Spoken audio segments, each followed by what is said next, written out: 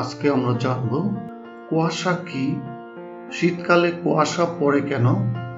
এরকম অনেক প্রশ্নের উত্তর আমরা জানব এই ভিডিওর শেষ পর্যন্ত।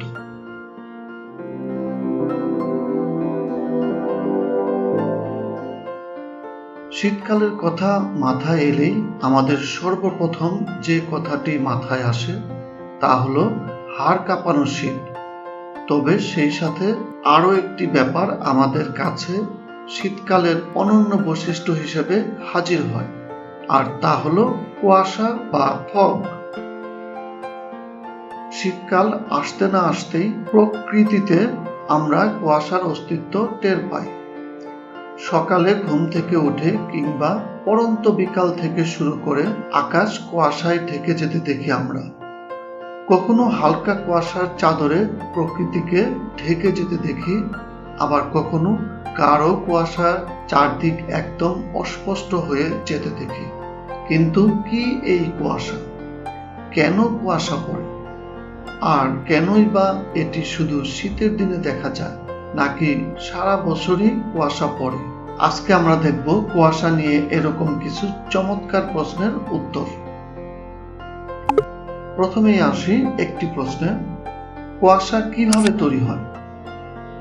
আমরা জানি শীতকালে পরিবেশের তাপমাত্রা খুবই কম থাকে, ফলে ভূপৃষ্ঠ সংলগ্ন বায়ুস্তর শীতল থাকে এবং বায়ুতে মিশে থাকা জলীয় বাষ্প ধীরে ধীরে ঘনীভূত হতে থাকে, ঠিক যেমনটা করে মেঘ তৈরি হয়। ঘনীভূত জলীয় বাষ্প ক্ষুদ্র ক্ষুদ্র জলকণায় পরিণত হতে থাকে। বায়ুমণ্ডলে থাকা ধূলিকণার সাথে মিশে ঘনীভূত জলীয় বাষ্প খুব সহজেই কুয়াশা তৈরি করতে পারে। কুয়াশা তৈরির পেছনে বাতাসের আর্দ্রতা ও তাপমাত্রার পার্থক্য দায়ী থাকে।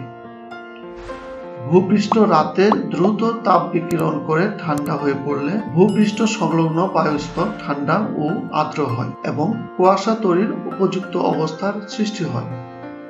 তবে সমুদ্রের উপকূল ভাগে উষ্ণতর বায়ু শীতল সমুদ্রের পানির সংস্পর্শে আসলেও কুয়াশার সৃষ্টি হয়। আবার আমরা জানি পানি তিন অবস্থায় থাকতে পারে: কঠিন, তরল ও বায়বীয়। শীতকালে বাতাসে থাকা জলীয় বাষ্প ঠান্ডায় জমে বিন্দু বিন্দু পানির আকার ধারণ করে। এই পানির অণুগুলো জলীয় বাষ্পের চেয়ে ভারী হওয়ায় নিচে নেমে আসে, যাকে আমরা কুয়াশা বলি।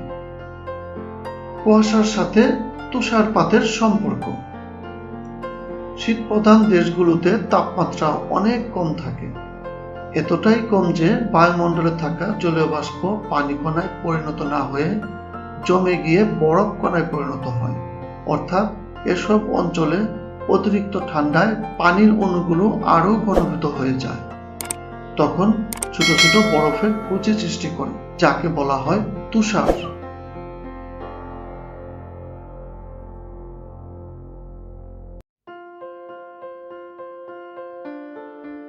মেঘ আর কুয়াশা কি আলাদা? মেঘ আর কুয়াশা দুটি আলাদা মনে হলেও এদের মধ্যে তেমন কোনো পার্থক্য নেই। বৃষ্টি, তুষার, কুয়াশা, শিশির, এদেরকে আমরা আলাদা হিসেবে চিনলেও এরা আসলে একই জিনিস। কাজেই এদের যে কোনো একটার ব্যাপারে জেনে গেলে সবগুলো সম্পর্কে জানা হয়ে যায়। আবহাওয়াবিদগণ এই জিনিসটাকে বলে প্রেসিপিটেশন। বাংলা এর পরিভাষা হতে পারে বাড়িপাত। এই প্রেসিপিটেশনের কয়েকটা প্রকারভেদের মধ্যে একটা হচ্ছে মেঘ এবং আরেকটা কুয়াশা। সাধারণত কুয়াশা হলো ভূমির সংস্পর্শে থাকা মেঘমালা। মেঘকেও আংশিকভাবে কুয়াশা হিসেবে বিবেচনা করা যায়। মেঘের যে অংশটুকু মাটির উপরে বাতাসে ভাসমান থাকে তা কুয়াশা হিসেবে বিবেচিত নয়, তবে ভূমির উঁচু অংশের সংস্পর্শে থাকা মেঘমালাকে কুয়াশা বলা হয়। তাই আমরা পাহাড়ি এলাকায় বেড়াতে গেলে আমাদের চারপাশে কুয়াশার অস্তিত্ব টের পেলেও দূরে বা নিচের ভূমিতে মেঘ দেখতে পাই। কুয়াশা ও ধোঁয়াশার মধ্যে পার্থক্য। কুয়াশা আর ধোঁয়াশার মধ্যে পার্থক্য হলো এদের ঘনত্বের, যা কিনা এদের ফলে সৃষ্ট দর্শনযোগ্যতার হ্রাস দ্বারা হিসাব করা হয়। কুয়াশার কারণে দর্শনযোগ্যতা 1 কিলোমিটারের কম হয়, যেখানে ধোঁয়াশার দর্শনযোগ্যতা 2 কিলোমিটারের বেশি হ্রাস করে না।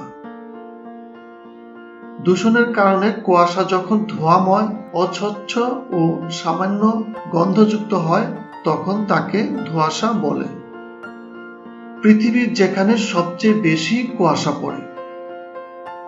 পৃথিবীর সর্বাধিক কুয়াশাচ্ছন্ন স্থান হল নিউফাউন্ডল্যান্ডের গ্র্যান্ড ব্যাংকস, যেখানে উত্তর দিক থেকে আসা শীতল প্রবাহ ও দক্ষিণ দিক থেকে আসা অপেক্ষাকৃত উষ্ণ গালফ প্রবাহ মিলিত হয়।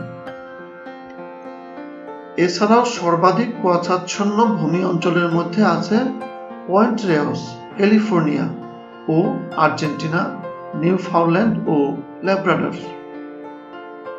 বছরের 200 দিনই কুয়াশায় ঢাকা থাকে এসব স্থান। এমনকি শরৎ ও গ্রীষ্মের সময়ও উষ্ণ দক্ষিণ ইউরোপের নিম্নভূমি ও উপত্যকা অঞ্চলে ঘন কুয়াশা পড়ে থাকে। শিশির জমে কেন? শীতের সকালে ঘাসের গায়ে বিন্দু বিন্দু শিশির কণা এক অন্যরকম অনুভূতি এনে দেয়। শীত মানেই ঘন কুয়াশার সাথে প্রকৃতির সর্বত্র জমে থাকা মুক্তার মতো বিন্দু বিন্দু শিশির কণা। সকালের ঘন কুয়াশা কেটে যখন ঈষৎ সূর্যালোক শিশির বিন্দুগুলোতে পড়ে, তখন প্রতিটি শিশির কণা যেন সোনার মতো জ্বলজ্বল করে জ্বলতে থাকে। তবে সে যাই হোক, আমরা আজকে জানব কিভাবে এই শিশির কণা তৈরি হয়ে ঘাস, গাছের পাতা সহ সর্বত্র জমে থাকে। মূলত আমরা শেষ বিকাল বা সন্ধ্যা থেকে শিশির পড়তে দেখি এবং সকালে সূর্যের পরিপূর্ণ তাপ দেওয়া পর্যন্ত এর অস্তিত্ব টিকে থাকে।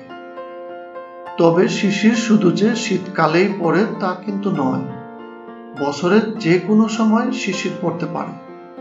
এ সম্পর্কে আরো জানবো, তবে তার আগে দেখে নেওয়া যাক শিশির জমে কিভাবে। শীতের দিনে তাপমাত্রা বছরের অন্যান্য সময়ের তুলনায় অনেক কম থাকে, ফলে ধীরে ধীরে যখন সূর্য অস্ত যেতে থাকে তখন পরিবেশের তাপমাত্রা আরো কমে যেতে থাকে। তাপমাত্রা কমতে থাকলে বাতাসের জলীয় বাষ্প আর বাষ্প থাকতে পারে না। এটি ধীরে ধীরে ঘনীভূত হয়ে পানি কণায় পরিণত হতে থাকে। কিন্তু বাতাসের এই পানি কণা ধরে রাখার একটা ক্ষমতার সীমা আছে। সেই সীমা আবার বাতাসের তাপের উপর নির্ভর করে। বাতাস যদি বেশি গরম হয় তাহলে বাতাসের জলীয় বাষ্প ধারণ ক্ষমতা বাড়ে, আর যদি বাতাস ঠান্ডা হয় তবে এর জলীয় বাষ্প ধারণ ক্ষমতা কমতে থাকে, অর্থাৎ তখন এর বাতাস কম জলীয় বাষ্প ধারণ করতে পারে।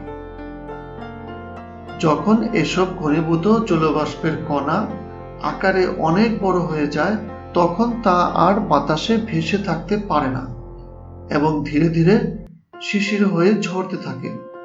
এটিকেই আমরা গাছের পাতা বা ঘাসের উপর শিশির বিন্দু বা পানির ফোঁটা হিসেবে দেখতে পাই।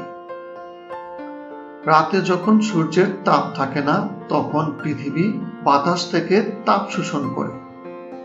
এর ফলে বাতাসের তাপমাত্রা কমে যেতে থাকে, ফলে বাতাসের জলীয় বাষ্প ধারণ ক্ষমতা কমে যায়। রাত যত বাড়তে থাকে বাতাসের ততই জলীয় বাষ্প ধারণ ক্ষমতা কমতে থাকে।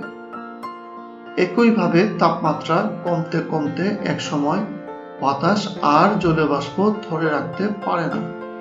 তখন জলীয় বাষ্প ফোঁটা ফোঁটা শিশির বিন্দু রূপে ঘাসের উপর কিংবা পাতার উপর পড়তে থাকে বা ঝরতে থাকে। ঘাসের পাতার উপর সূক্ষ্ম রুম থাকে যা শিশির বিন্দুকে ছড়িয়ে যেতে বাধা দেয় এবং শিশির বিন্দুকে তখন গোলাকার দেখায়। আবার এমন নয় যে শুধু শীতকালে শিশির পড়ে। শীতকালে তাপমাত্রা কম থাকার কারণে শিশির জমার ঘটনাটি বেশি ঘটে থাকে, তবে বছরের অন্যান্য সময়েও শিশির পড়তে পারে। তবে এটিও নির্ভর করে রাতের তাপমাত্রা ও আর্দ্রতার উপর। রাতের তাপমাত্রা কিছুটা কম থাকলে শেষ রাতের দিকে হালকা শিশির জমতে দেখা যায়। তবে সকালে সূর্য ওঠার সাথে সাথে তাপমাত্রা বৃদ্ধি পেয়ে এই শিশির পুনরায় বাষ্প হয়ে উড়ে যায়, যে কারণে বছরের অন্যান্য সময় শিশির পড়লেও আমরা খুব একটা দেখতে পাই না।